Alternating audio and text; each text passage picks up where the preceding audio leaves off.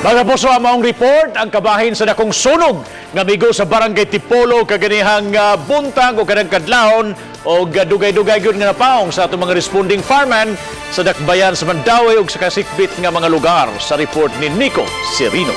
Una 18 kaganihang kadlawon nadawat ang alarma sa sunog sa barangay Tipolo, Mandaue City.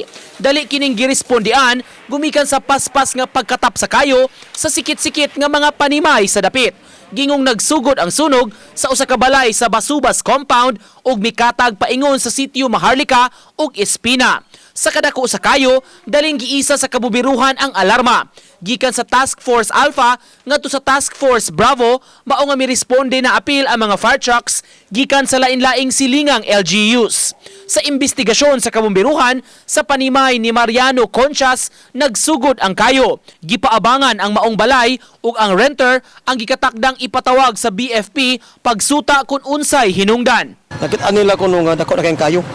O niya kini kuno nag-abang wala jud kuno singgit o sunog. So nanagal ko ni. Mao to ang silingan na nakita mo ni singgit og sunog. Si kalisdanan nga to na encounter, sir. Grabe ka sa andaan din gagmay kayo. Oh, wa gyud ang atong mga fire truck magsugod labi na sa Basubas. Pipila ka oras milanat ang pagpakikumbate sa kabumbiruhan hangtod nga dadeklara gyud nga fire out ang sunog alas 9:12 kaganihang buntag. Dunay pipila nga nasamdan sa insidente sama ni ining bata nga gihiling kaganiha sa taga City Health. Isugo ko sa kuya. Kuan mga gamit sa kuya ba. Pagkuhan ko na, naigo na siya itong kuhan, itong buronsi. Si Ginang Rosalinda, naabta namo nga misusi sa mga sinsilyo nga natigom niya sa iyang piso-piso machines. Iyawat na lang kuno nga magamit ang kwarta sa ilang panginahanglan. Amot madawat pa babasa, gikuha lang namo dito sa among balay nga, kuha namo sa among piso net. Amo i-try kung makuha man sa bangko, madawat pa ba?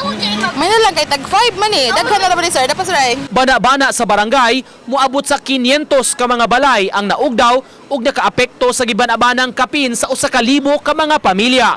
1.3 million pesos ang gibana-bana nga danyos. Gipasalig sa syudad ang tabang sa mga nasunugan. Kaganiha, giapuran ang mga victims og pagkaon pinaagi sa mobile kitchen sa Dakbayan. Totally burned nga houses. Kung house owner sila, they will be receiving 10,000 pesos. Pag itong mga partially damaged nga houses, they'll be receiving 5,000 pesos as well as ang renter nato and sharer. For 3 days, provide the pagkaon. And then by Sunday, we start releasing the provisions kanang lagdaanan, lutuanan, and the process nga itong panghatag sa mga nasunugan. Uban ni Godfrey Relien, Nico Sereno, Balitang Bisdak.